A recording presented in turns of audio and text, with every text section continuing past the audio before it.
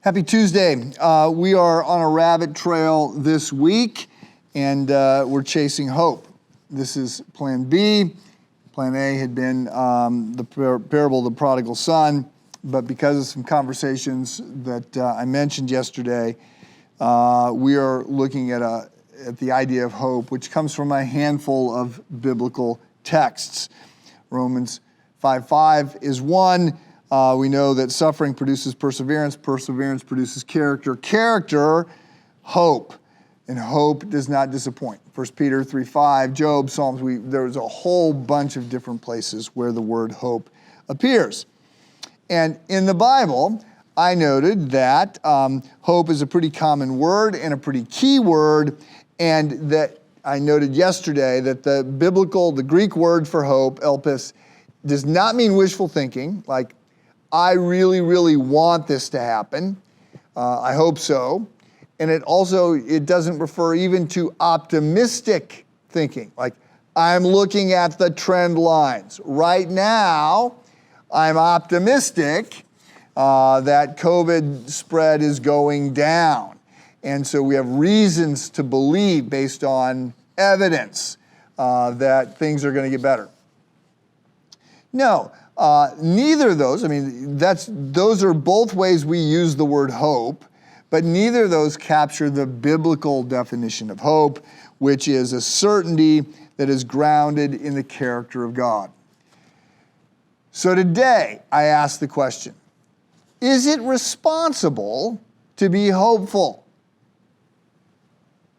Now, let me just note, I'm not talking about the fact that there's a lot of people who, if you're educated, you're supposed to be negative, right? There's that whole sort of vibe that, if you're bright, you're depressed because you know all this stuff. Hope and optimism are sort of naive qualities for people who don't really understand what's going on. I'm asking a different question. I'm not going to touch that one. I'm just saying, collectively, should the human race be hopeful?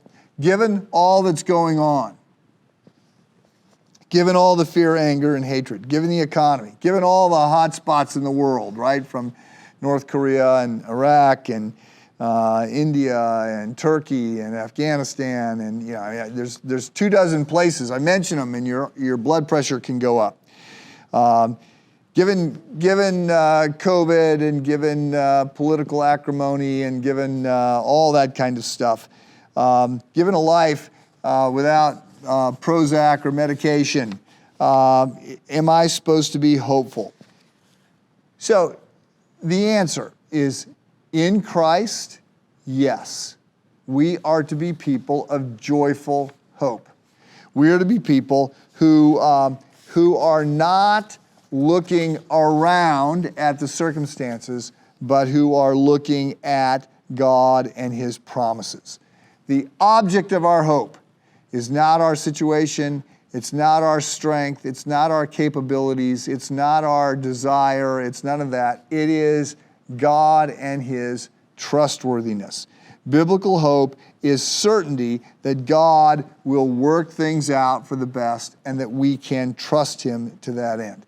Biblical hope is not Little Orphan Annie singing "The sun will come out tomorrow." It goes way beyond looking at the bright side of things. It goes way beyond wishful thinking.